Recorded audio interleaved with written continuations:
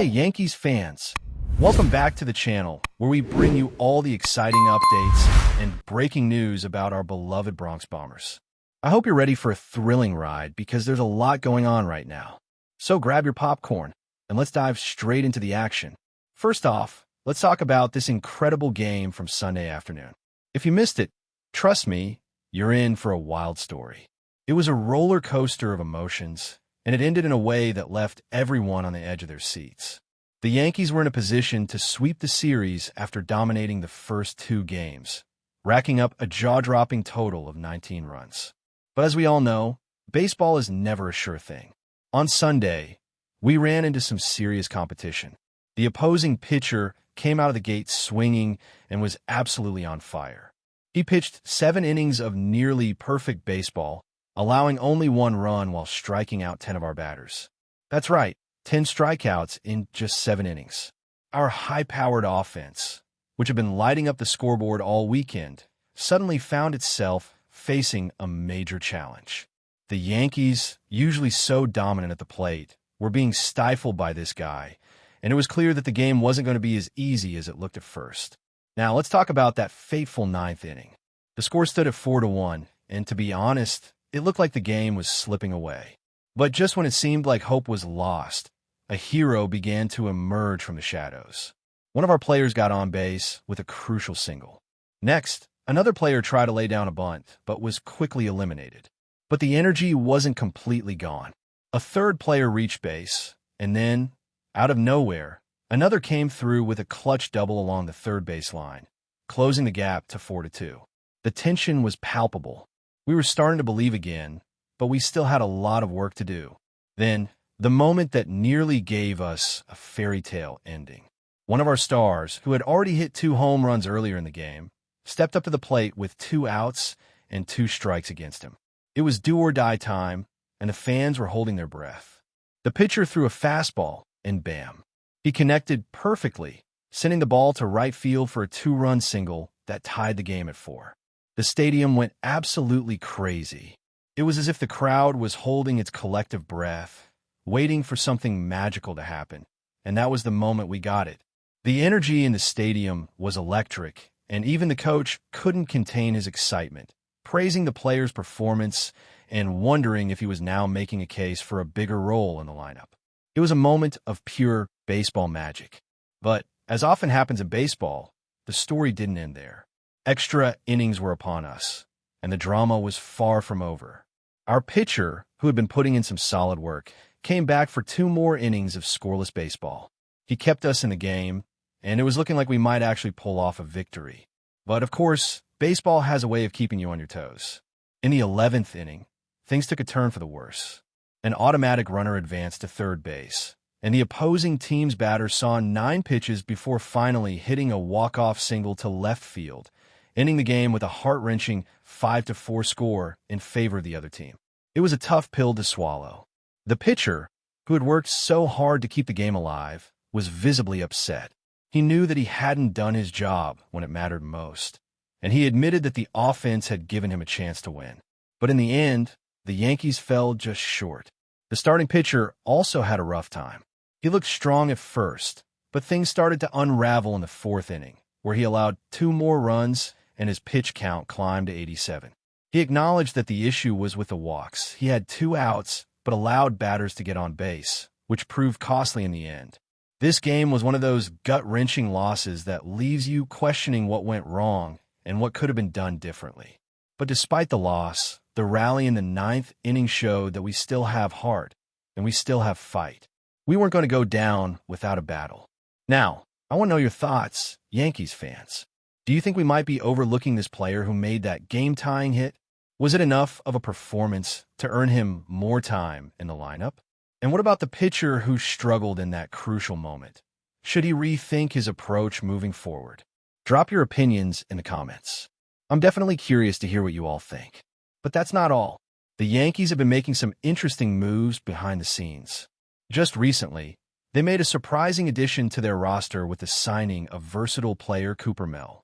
This guy is being compared to a Swiss Army knife for his ability to play multiple positions, and he's got some serious talent. The 30-year-old utility man was picked up just a few hours ago, and while he'll star in AAA with Scranton Wilkes-Barre, his potential to join the big league team is very real. Mel has played all over the field, outfield, first base, and even catcher, which gives the Yankees a lot of flexibility moving forward. The interesting part about this acquisition is the fact that Mel is not just any ordinary player. He's got some serious numbers to back up his potential. Last season, he had a batting average of .277 in AAA with an on-base percentage of .419 and a slugging percentage of .454. He also showed incredible patience at the plate, drawing walks at a rate of 17.9% across 442 plate appearances. That's an eye-popping stat right there. And during spring training with the Astros, he hit .316 with a .435 on-base percentage. Yet, despite his impressive spring numbers, the Astros decided to let him go on opening day. Their loss, however, could be our gain. Now, why is this so important for the Yankees? It's simple: depth. The Yankees need more left-handed hitters, especially against left-handed pitchers. Players like Pablo Reyes and Oswald Pizier are still fighting for spots on the bench, and Pizier has already hit a home run, but the team still needs that extra boost. Mel could be that key player who steps in and fills the void, especially since the Yankees are dealing with injuries and performance inconsistencies across the roster. His versatility means he can jump between the outfield, first base, and even catch in emergency situations. Imagine him stepping in if there's an injury or if someone like Dominic Smith isn't performing up to par. Mel's stats in AAA speak volumes, and while his major league numbers may not jump off the page, with a .159 average in 82 games, his performance in the minors suggests he could make an impact at the next level. So, Yankees fans, do you think Cooper Mel could be the missing piece this team needs? Could his versatility and patience at the plate be what pushes us over the top?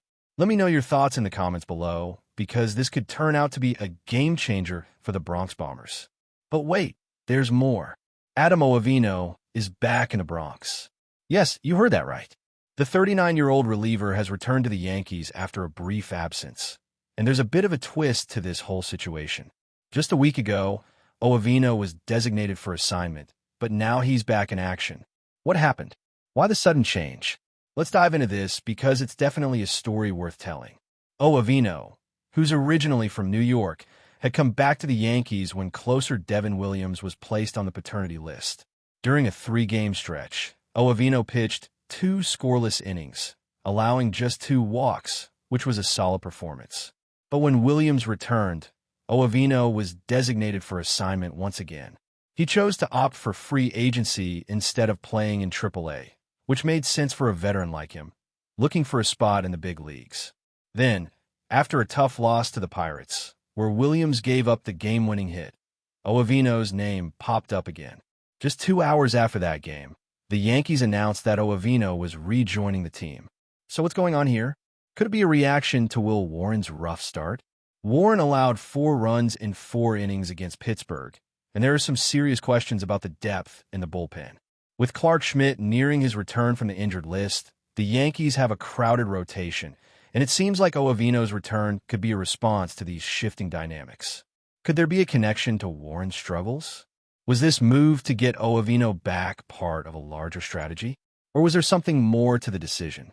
It's going to be interesting to see how this plays out in the coming weeks. As we move forward, it's clear that the Yankees' roster decisions are being made with a sharp eye on depth and versatility. This isn't just about finding the right players for now. It's about building a team that can sustain success throughout the season, through ups and downs, injuries, and unexpected challenges. And speaking of injuries, with Clark Schmidt approaching his return from the injured list, the Yankees are faced with a dilemma: how to manage their already crowded rotation. Schmidt's return could shake things up in the pitching staff, and it's likely that the Yankees are looking to make some moves to accommodate him. With Schmidt on the horizon, the bullpen may see some shifts, especially with Ottavino's return and the growing questions about Will Warren's performance. Warren, who is expected to contribute more consistently, had a rough outing in Pittsburgh, and this could have played a major role in the Yankees' decision to bring back Ottavino. The veteran pitcher's ability to step in and provide steady innings could be exactly what the team needs to shore up a bullpen that has been in flux. As the team looks to balance the rotation and bullpen, Ottavino's return offers stability, experience, and the potential for solid contributions in high-leverage situations. But what does this mean for Will Warren's future with the team? Warren's struggles could indicate that the Yankees need to rethink their approach with him. While he showed promise early in the season, the inconsistency in his outings might push the team to consider moving him to a long relief role or even sending him to AAA for further development. If Schmidt does return as planned, and if Ottavino continues to show that he can be a reliable option, Warren may find himself on the outside looking in for a spot in the bullpen. But it's also important to remember that this is still early in the season, and the Yankees have time to assess and adjust their roster as needed. Looking at the bigger picture, the addition of Cooper Mel could be a turning point for the Yankees. His versatility not only adds depth, but also gives the team more flexibility in terms of roster management. Mel's ability to play multiple positions, whether it's in the outfield, first base, or even as an emergency catcher, provides the Yankees with more options, especially as the season progresses and injuries inevitably start to pile up. This type of depth is exactly what championship-contending teams need. You never know when a player is going to go down with an injury, and having someone like Mel who can step in seamlessly could make all the difference. Moreover, Mel's performance in the minors, particularly his impressive on-base percentage and patience at the plate, suggests that he could contribute at the major league level. While his major league sample size isn't huge, his track record in the minors speaks volumes.